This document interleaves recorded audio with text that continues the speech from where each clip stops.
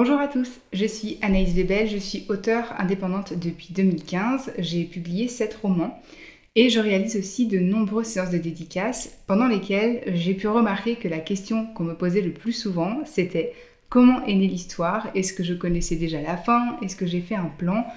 Et voilà, comment est-ce qu'on arrive à écrire finalement 400 pages? Où est-ce que naît l'inspiration? J'ai donc décidé de partager aujourd'hui les réponses à ces questions de manière plus large à travers donc des vidéos adressées à tous les amoureux de la lecture. Donc cette première vidéo, je vais la faire autour de l'histoire de Le cœur se souvient, qui est donc mon 7e roman, qui a été publié là ce 15 septembre justement, donc ça tombe plutôt bien, et qui est disponible sur Amazon, en librairie, et aussi sur ma boutique en ligne anaïsw.com. Donc, comment naît une histoire? Comment germe cette idée d'écrire un livre et de partager ensuite cette histoire avec de nombreuses personnes? Pour Le cœur se souvient, c'est né déjà de l'envie d'écrire un voyage. Voilà, je suis partie aux États-Unis faire un road trip en 2019 pendant un mois. Et j'y ai vécu aussi pendant 2 ans. Et j'avais très envie de parler un petit peu de voyage. Les précédents romans que j'ai écrits n'ont pas du tout de géographie. Ils ne se passent pas dans des villes avec des noms connus. Je n'écris pas spécialement des lieux. Je suis vraiment concentrée sur l'humain et la psychologie des personnages. Mais pour ce 7e livre, j'avais envie de faire un petit peu les choses différemment. Donc, un voyage. C'est une première notion. Ensuite, la question en tant qu'auteur que je me suis posée, c'est très bien, mais qu'est-ce que ça va être comme histoire? Moi, je voulais pas écrire un road trip, c'est-à-dire simple dans le sens où la fille décide de partir juste en vacances. Il fallait qu'il y ait un petit quelque chose de plus. Donc je me suis posé cette question, qu'est-ce qui amène une jeune femme à quitter la France et à partir faire un voyage de ville en ville aux États-Unis? Donc je voulais vraiment qu'elle parcourt les différentes villes que j'avais moi-même parcourues, que j'étais capable de décrire et de donner cette ambiance typiquement américaine, ce qui semble avoir très bien fonctionné d'ailleurs. Donc j'ai cherché, je me suis dit, j'aimerais bien qu'elle ait un frère et qu'elle doive retrouver ce frère. Ok, très bien. Donc là c'est pareil, la petite bobine se met en route. Qu'est-ce qui fait qu'elle doit retrouver ce frère? Pourquoi est-ce qu'elle n'est plus en contact avec lui? Où est-il caché? Et si elle doit aller de ville en ville, comment ça se fait qu'elle ne sache pas où est-ce qu'ils vivent? Donc de là est née l'histoire d'Amélia, qui donc découvre lors du déménagement de ses parents adoptifs 2 cartes postales au fond d'une boîte en fer scellée où elle découvre qu'elle a un frère. Donc ce frère, elle ne le connaît pas, elle ne sait rien de lui, mis à part le fait qu'il lui a été caché. Elle ne fait plus du tout confiance à ses parents adoptifs et elle décide de partir elle-même à la quête de son frère. Et voilà, la seule piste qu'elle a, ce sont ces 2 cartes postales qui ont été envoyées de Boston. Donc un petit peu folle sur un coup de tête, elle va partir à Boston, mais vous vous en doutez, ça ne se passe pas si facilement. Et elle part du coup, au fur et à mesure de ses étapes, de ville en ville pour retrouver ce fameux frère. On ne sait pas grand-chose de lui, ni pourquoi est-ce qu'il a déménagé aussi souvent, ni si elle le retrouvera vivant, parce qu'il y a un gros suspense autour de ça. Et puis voilà, il y a toute la psychologie du personnage aussi qu'il faut dessiner. Donc quand on raconte une histoire, comment naît l'histoire et d'où vient l'inspiration, il y a déjà cette notion de suspense. Où est-ce que je vais emmener mon personnage? Qu'est-ce que je veux lui faire vivre? Et qu'est-ce que j'ai envie de partager avec les lecteurs? Donc une idée de voyage, un périple aux États-Unis. Et après, moi, ce que j'aime beaucoup écrire, c'est la psychologie des personnages. Donc je me mets vraiment dans la peau d'Amélia, je me demande déjà comment est-ce qu'on se sent quand on a été adopté, quand on l'a appris tardivement à l'adolescence. Puis je me pose la question, voilà, qu'est-ce qui me pousse à partir à Boston finalement? Est-ce que je fais des recherches au préalable, etc. Et ensuite, quelles sont les émotions que ça éveille, les liens du sang, quel attachement elle a pour ce frère qu'elle a un petit peu connu, là de rien, mais dont elle a très peu de souvenirs. C'est un petit peu tout ça que j'aime beaucoup creuser dans mes histoires, et ça c'est pareil, c'est tout au fur et à mesure du chemin que j'emprunte avec Amélia finalement dans l'histoire, que je découvre ces émotions et que j'essaie de les ressentir pour mieux pouvoir les décrire.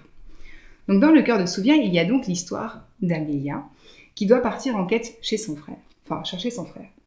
Mais il y a aussi un deuxième personnage principal qui s'appelle Quentin. J'avais très envie qu'il y ait 2 personnages dans ce roman. Donc là c'est pareil, comme on est une histoire, je me suis dit, l'histoire d'Amélia toute seule, bien qu'elle soit pleine de suspense et qu'elle soit rythmée par sa recherche, eh bien, ce serait bien d'avoir des bouffées d'air parce que je tiens vraiment à ce que mes histoires soient réalistes. Donc Amélia n'arrive pas à avancer aussi vite qu'elle le souhaiterait, elle rencontre de nombreuses embûches Et je sais bien que pour le lecteur, des fois, ça peut être aussi frustrant. Donc avoir un deuxième personnage principal avec son propre suspense et son propre parcours, c'est aussi, ça apporte beaucoup de choses dans le livre. Donc j'ai décidé de créer Quentin. Alors, en tant qu'auteur, pour être honnête, quand je cherchais un personnage masculin, pareil, je me disais, bon, qui est cet homme? Qu'est-ce qu'il va apporter dans cette histoire? Quelle est son histoire? Qu'est-ce qu'il a vécu? Comment est-ce qu'il croisera le chemin d'Amélia, etc. Et bon, ça arrive, l'inspiration n'est pas toujours très présente. Donc j'étais assez ennuyée, j'avais envie d'un personnage masculin, mais ça marchait pas, j'arrivais pas à le dessiner, j'arrivais pas à avoir d'empathie pour un, voilà, il n'y avait pas la flamme. Et là j'ai pensé à mes lecteurs qui sont absolument fans de mon roman Juste Puni, qui est un roman qui parle de sujets de vie assez durs, dont la maltraitance, mais voilà, d'un adolescent qui lui a complètement accepté sa situation et qui voire la protège. Donc je ne veux pas trop sortir du contexte. Mais voilà, Juste Puni, ça a été un franc coup de cœur pour de nombreux lecteurs et c'est aussi quelque part un petit peu mon chouchou. Et donc je me suis dit, je ne vais pas réécrire un roman où le personnage principal masculin, ce sera le même, c'est-à-dire dans Juste Puni, il s'appelle Mathieu. Je me suis dit, j'ai pas très envie de remettre Mathieu au premier plan, ce serait un petit peu redondant. Néanmoins, je me suis dit, ce serait pas mal de trouver un des personnages de ce roman Juste Puni, de venir le glisser dans Le cœur se souvient, de manière à ce qu'on ait un écho, qu'on ait aussi des nouvelles un petit peu des personnages comme Mathieu, mais sans que voilà, les lecteurs qui ne connaissent pas soient perdus. J'ai donc décidé de prendre Quentin, qui est l'un des meilleurs amis de Mathieu, qui a été là pour le soutenir à l'adolescence. Donc dans Juste Puni, on découvre aussi un petit peu ce personnage, et moi j'ai déjà une affection pour lui, parce que je sais, je le connais déjà un petit peu, puisque je l'ai déjà décrit et écrit. Donc Quentin, dans Juste Puni notamment, c'est un personnage secondaire, ce n'est pas non plus le personnage le plus proche de Mathieu, mais ils ont une amitié assez tardive. Et ce qui me plaisait beaucoup dans le personnage de Quentin, par rapport à tous les autres amis que Mathieu dans Juste Puni puisse avoir, c'est qu'il avait déjà un mystère autour de lui. Un mystère qui, du coup, 20 ans plus tard, j'ai eu envie de résoudre dans Le cœur se souvient. Ce mystère, c'est la mort de son frère. Quentin, il a perdu quelqu'un, il a perdu un frère. Enfin, il avait déjà pas l'air tout à fait remis à l'adolescence, on ne sait pas du tout ce qui est arrivé à ce frère, ni pourquoi c'est si dur pour Quentin. Il a une passion pour le skate, dans Juste Puni, mais on sent qu'il l'abandonne au fur et à mesure, on ne comprend pas trop pourquoi. Et j'ai décidé de venir exploiter toutes ces petites pistes et tirer sur toutes ces ficelles dans Le cœur se souvient. Donc Quentin, c'est l'un des personnages principaux, et c'est un collègue du coup d'Amélia. Et quand Amélia va partir à Boston sur un coup de tête, eh bien c'est lui qui va récupérer son travail et il va devoir collaborer avec elle. Donc forcément, il va venir mettre un petit peu les doigts dans l'engrenage dans lequel se trouve Amélia, et il va être amené à suivre un petit peu son périple et à s'en rapprocher au fur et à mesure, puisqu'elle a ses propres souffrances, ses propres choses à régler avec lui-même. Donc là c'est pareil, quand j'ai dû écrire cette histoire, il a fallu que je réfléchisse donc aux éléments que j'avais déjà sur ce personnage et que j'avais envie de réexploiter, à comment faire intervenir Mathieu pour les amoureux de Juste Puni, et voilà, comment est-ce qu'il allait interagir avec Amélia? J'aime qu'il y ait une petite touche sentimentale, mais j'aime qu'elle ne soit pas si facile. Voilà. Donc il y avait toutes ces questions, la psychologie aussi de Quentin, comment venir la dessiner autour du départ d'Amélia. Je voulais qu'au départ, on sente un personnage qui est assez résigné dans la vie, qui lui se dit... qui se laisse un petit peu marcher dessus par tout le monde, et y compris par les femmes. Et au fur et à mesure du roman, j'avais envie que quelque chose monte en lui à cause du voyage d'Amélia, ce fameux déni sur la mort de son frère, ce ras-le-bol de toujours se laisser faire, bien qu'il l'ait choisi. Et donc, voilà, j'ai dû me tisser un petit peu la toile de la psychologie de ce personnage, et à travers différentes scènes. Donc là, c'est pareil, il faut choisir des scènes, des moments où le personnage est confronté à quelque chose et doit finalement avancer, progresser, on découvre quelque chose sur lui, il découvre quelque chose sur lui-même.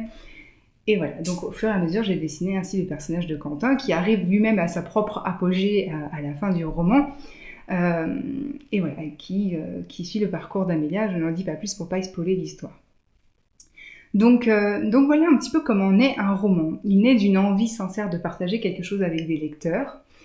Donc un voyage aux États-Unis, de trouver une idée pour amener ce voyage de manière à ce que ce soit intéressant, prenant, autant pour vous que pour moi, et puis ensuite dessiner les personnages autour de ce voyage, qui ils sont, d'où est-ce qu'ils viennent, quels sont leurs bagages, leurs casseroles, quelles sont leurs aspirations, vers quoi est-ce qu'ils ont envie d'aller, et qu'est-ce que tout ce périple va venir mettre à mal, va venir révéler, va venir bouleverser et aussi enjoliver dans leur vie.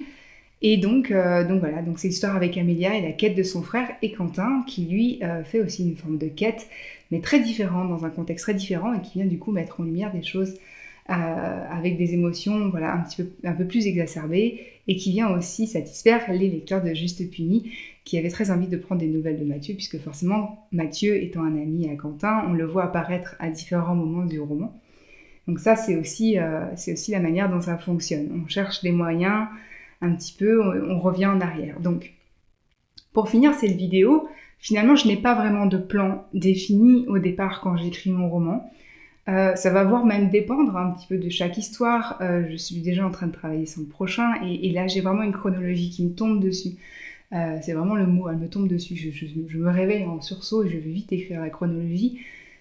Pour ce roman, ça a été un petit peu plus fouillis. Voilà, j'avais un document où je parlais d'Amélia, un document où je parlais de Quentin, et j'ai essayé de faire écho entre les deux personnages, voir comment est-ce que leur histoire allait s'entrecroiser, et pour pouvoir bien dessiner la psychologie de l'un et de l'autre. Mais bon, parfois, voilà, je dirais non, il faudrait peut-être mettre cette scène plus tôt ou peut-être plus tard, et ainsi de suite. Une chose est certaine, c'est qu'une fois que je suis lancée, on va dire, je n'ai pas du tout de mal à imaginer cette histoire. Parfois, il y a des trous un petit peu dans l'inspiration, il faut que je réfléchisse pour la tisser, mais grosso modo, elle m'amène jusqu'à la fin, et je sais grosso modo comment ça va se terminer. J'ai généralement le point clé de l'avant-avant-dernier chapitre, et aussi pour vous faire plaisir, parce que ça a été une des choses qu'on m'avait un petit peu reproché sur mes 2 premiers romans. Je finissais mes romans un petit peu trop vite, et vous étiez tellement attachés au personnage que vous vouliez en savoir un petit peu plus. Donc maintenant, je m'efforce, une fois que j'ai trouvé ce point clé, de faire 2 chapitres supplémentaires, voire plus. Et c'est souvent là que voilà, j'ai le plus de mal, parce que il faut que l'histoire se poursuive, et je dois réfléchir à ce que vous aimeriez savoir, découvrir, etc. par rapport au personnage. Mais généralement, jusqu'au point clé, je sais où est-ce que je vais. Donc voilà, sur l'inspiration. J'aime bien répondre aux lecteurs qui me posent la question, comment naît une histoire, comment est-ce que j'arrive à écrire 400 pages. J'aime dire, si je commence une phrase, votre cerveau va automatiquement la terminer.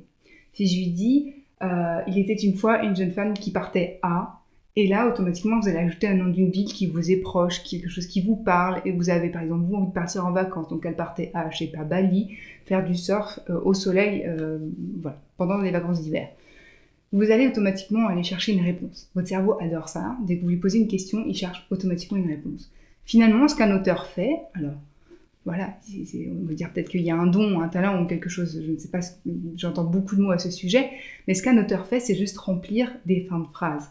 Moi, j'ai une idée qui germe et je viens juste tricoter derrière.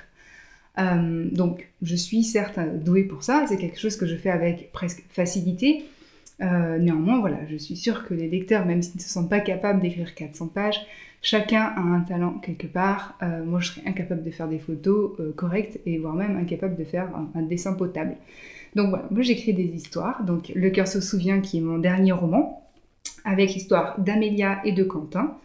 Un incroyable road trip qui mêle donc suspense, quête de soi, avec forcément une petite touche sentimentale, et qui est donc disponible depuis le 15 septembre sur Amazon au format e-book avec un prix tout doux pour le lancement, et aussi donc du coup broché et dédicacé comme cet exemplaire-là sur ma boutique en ligne anaïsw.com. J'espère avoir satisfait votre curiosité sur les sources d'inspiration qui nourrissent les livres que vous lisez et découvrez tous les jours, et qui vous transportent, vous bouleversent, vous apportent toutes ces émotions.